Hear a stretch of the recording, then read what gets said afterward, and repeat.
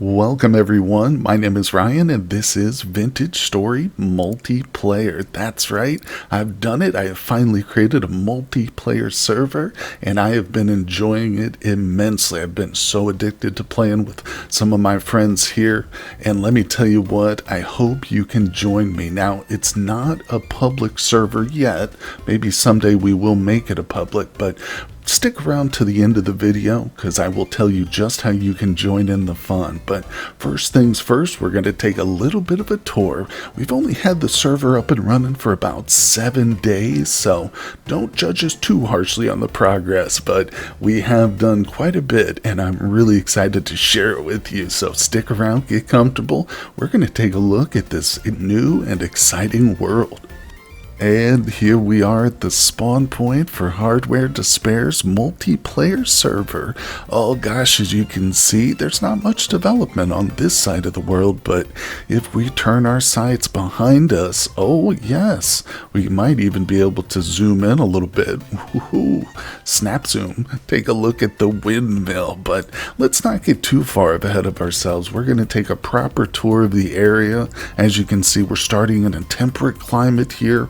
Pretty standard world generation, although I did make a few tweaks. So we've got 50% landmass, 50% water, and just so we can explore the oceans a bit, build some sailboats at some point.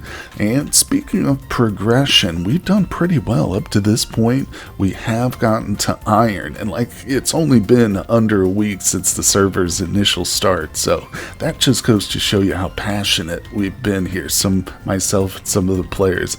And it's just becoming more and more addicting over time. But let's take a look here. We've got some chickens, so you can see the domestication process is underway. But again, let's get to the base proper before we start talking about all the different things we've accomplished up to this point. So as you log in, this would be the first stop off for any new players, certainly this place over here. Now, we do have a couple of players who have branched off. They've traveled far to the south and they're living the hermit life down there, which is totally cool, and I love that idea. So if you do get to join, consider that kind of a lifestyle totally open to you. But once again, if you ever want to come and visit, or if you don't want to live nearby, this has kind of become our main base area. It was the spot where we first started building, and it happened to be the location of some nice red clay, which has almost totally been dug out and replaced with rammed earth at this point. But nonetheless, this was our first little kitchen setup. Oh, and I should point out, we do have a really nice mod collection, I'll say. Some of them, this is my first time playing with, and I am really pleasantly surprised with some. One of the most important is the working classes mod. So each player on the server is able to pick a specific class and role and contribute and just focus in on a part of the game mechanic that they really enjoy. And you might be able to tell from my hat just what role I have chosen. That's right, the cook. I am the cook of the colony and the part-time farmer, and also the part-time charcoal maker too. But either way, I really enjoy the cooking, so I decided to double down and make that my focus. And with the working class skills in conjunction with the XSkills mod, it has turned out to be a really cool way to play the game, especially multiplayer. But I'm getting sidetracked on mods right now, so let's continue our little tour. This area is just the communal sleeping room. A couple of the beds have been borrowed by players on going on journeys and whatnot, which is totally fine. But yeah, we have figured out that on a multiplayer server, everyone does need to sleep at the same time, so the in-game chat is really helpful to coordinate, and it's important to stay within reach of a bed at all times. But we've got some community storage here. You can see our pit kiln setup going, and these have been used quite a bit. We did have a massive stack of peat that's been burned through for sure. A few berry bushes, and oh, what's this little building right over here? This is probably the first actual dwelling, you'll see, or I shouldn't even call it a dwelling, it's more of a working restaurant. This is my place right here. And our good friend Nitro has been so good to whip up, he's our blacksmith, by the way, he's whipped up a copper plaque. I haven't had time to paint it yet or engrave it. I don't even know how, but I'm going to figure that mechanic out eventually. So let's take a little peek inside. It is a 2-story. This is the kitchen, the beating heart of, well, I like to think so, the colony here. Yes, we got our cooking setup going. And just down below is the restaurant proper. Yep, very nice. We got some drop-off points for rot here in case people have any extra. I'm always happy to take that. And this is just some of my building materials. But out here, we've got a nice little agriculture spot, our seed drop-off. And this is also something I've been working on quite a bit. Uh-oh, looks like I've got some flax to harvest. Don't worry, we'll do that later on. So let's check on the cellar. Of course, any good kitchen needs a great cellar. Oh, that's not it. That's a dead end with a rabbit in it. Nope. Fooled you. This is the cellar up here, believe it or not. We go deep into the mountain. Oh, look at this. Let me close the door. Always important. Hey, look at this, everybody. Take some fresh bread if you come for a visit. That's right, some of it's even fruit bread with syrup on it. So yes. Oh, this is also my impromptu sleeping quarters. And if we go farther back, I've been designing even deeper cellars here. So we're going to get more and more elaborate with our barrel rooms. And yes, who knows, I'm even considering putting some chickens underground here with me. Of course, I'll probably have to go pretty far back in the mountains so I don't disturb the egg laying. Whoa, unwanted company. Anyway, tell you what, the big feature so far is the windmill. Now, let's take a step outside and just peek at that construction. And of course, like any good community, this big building here was a project we all worked on together. So I certainly can't take credit for it by myself, but you can see we've got a few traps here lined up to keep the pesky rabbits away. But they haven't been too much of a nuisance. Luckily or unluckily, we've got some wolf spawns here on the side of the mountain that have been keeping the rabbit population in check. But oh, we come across one of my neighbors here. This is a good friend of mine, Aram. He's not currently home. In fact, the server's kind of quiet right now. Good time to do some recording here, but it definitely gets busy later on. He is our leather maker.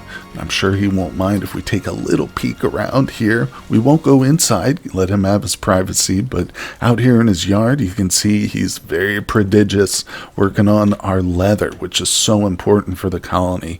Everybody's kind of pitch in.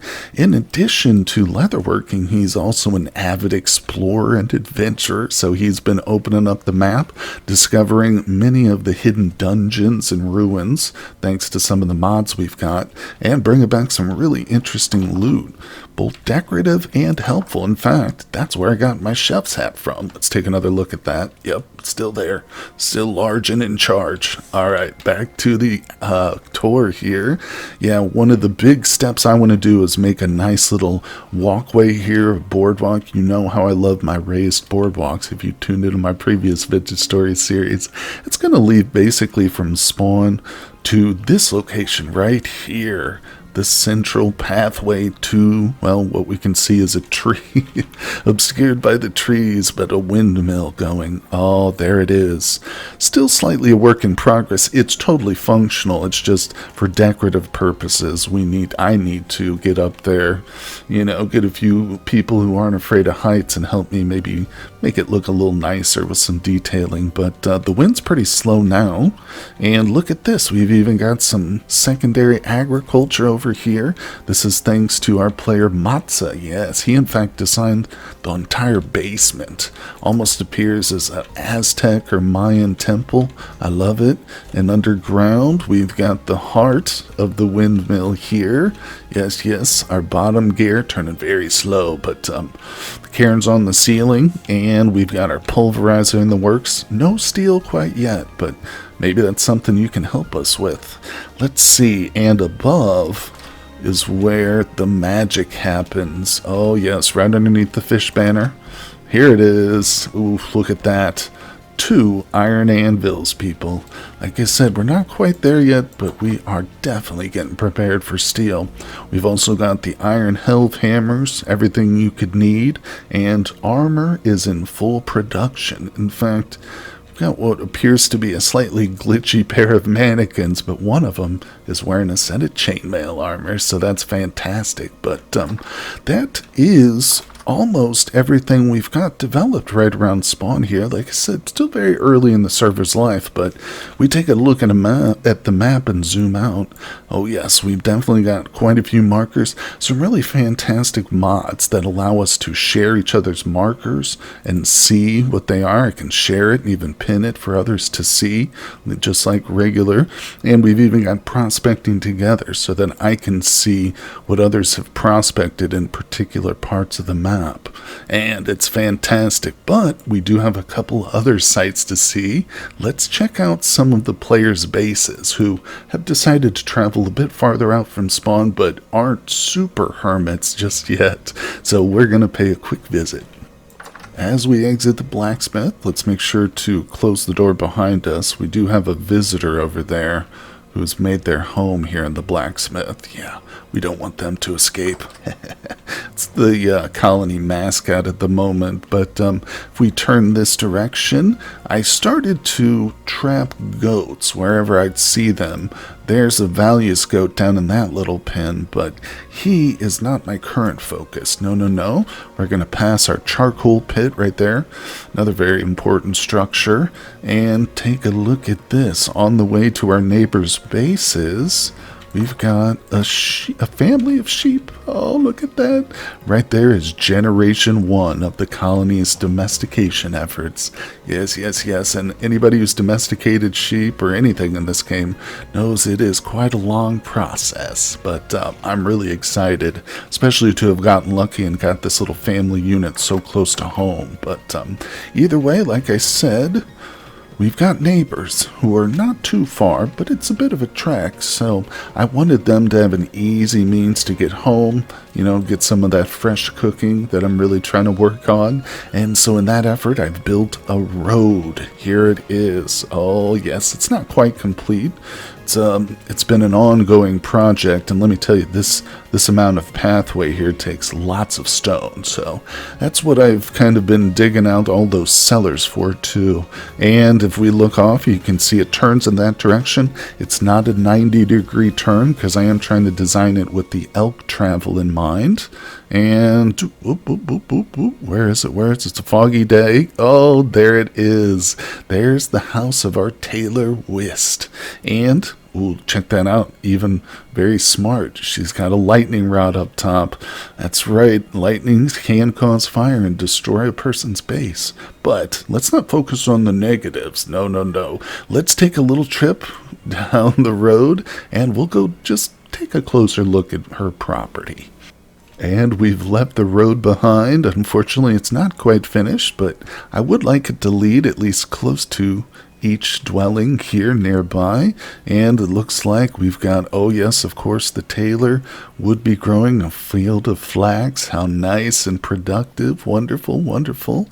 And while we're here, this is probably a good time to talk about the system in vanilla Vintage Story, which allows you to claim land on a multiplayer server. She's got her door open and has allowed us to take a quick peek inside. It's very beautiful in here, clean and wonderful. But we shouldn't be able to open her chests and stuff because Whist has claimed this property for herself. And of course, it's a very flexible system, allowing you to claim up and down, east, west, all the cardinal directions. There are limits. You wouldn't be able to claim like an entire continent or anything like that, but certainly if you want to make your home somewhat private and indestructible to other players, you can do that for sure, for sure. I think it's a great and fun system too. Of course, just like I say, don't be too greedy with your land claims, but we've got one more homestead to visit. It's the home of 2 of our players who've decided to inhabit one of the village ruins nearby, so let's warp over there. Whoa, coach, time out. We gotta take a break to recognize my Patreons. Thank you guys for supporting the channel. It means the world to me. And now back to the game. I'll see you guys on Discord. Boy, oh boy, the fog persists here in Vintage Story. This is an area that rain falls almost all the time, but it is also the home of two of our players, our miner and our blacksmith. And thanks to the Ruins mod, they have found this awesome structure to move into, pre-built, and I assume mostly ready to go. Maybe a little bit of repair work went into it. We won't go inside. We'll let them have their privacy and stuff. And boy, oh boy, it sure is foggy out here. But nonetheless, this is one of the other homesteads, as I said, and it's not too far from the road. They've also got their own domestication process going with some very special animals. Again, no spoilers, no spoilers. We'll definitely be doing more videos with the multiplayer going on. We are planning to actually do a Resonance archive run in the very near future, so maybe we can check that out as well together. But let's warp back to the restaurant where it's nice and warm and cozy, and we'll talk about just how you can join our server. And here we are back in the kitchen. It's a little bit quieter, a little bit cozier, so let's have a chat about how you too can join the multiplayer server. That's right. Unfortunately, it's not a public server yet, but I think one day in the future I will make it a public server. But for now, there's a limit of 16 players that can join at once. And again, one day we might be able to expand that in the future if there's interest, for sure. But for now, it is best to go through my Patreon. That's right. The link will be down in the comment section and in the description of the video. But there are 3 tiers. You can donate $2, $5, or $10. That's totally up to you. Whatever you'd like to support the channel with is fine. All tiers receive the same benefits: access to the server, and of course to my Discord, which is where you'll get instructions on how to join up with us. But there's also a couple of spots reserved for a few of my Twitch subscribers who I know are going to be interested in joining up. And of course, I'm going to get a hold of them at the next live stream this weekend, and I'll reach out via the Whisper, get them on Discord, get them joined up. So don't worry if you're over on Twitch. But once again, subscribe on my Patreon. That's the best way to get in on the fun. And we'll be doing public stuff, servers for sure. I want everybody to get in the action, but for now it is limited. So I really appreciate you guys tuning in here today. And like I said, stay tuned for a lot more multiplayer content. And of course, the prehistoric runs will still keep coming, as well as a lot of other indie game content here on Hardware to Spare. So hit the like button, subscribe everybody, and I will see you on the next one.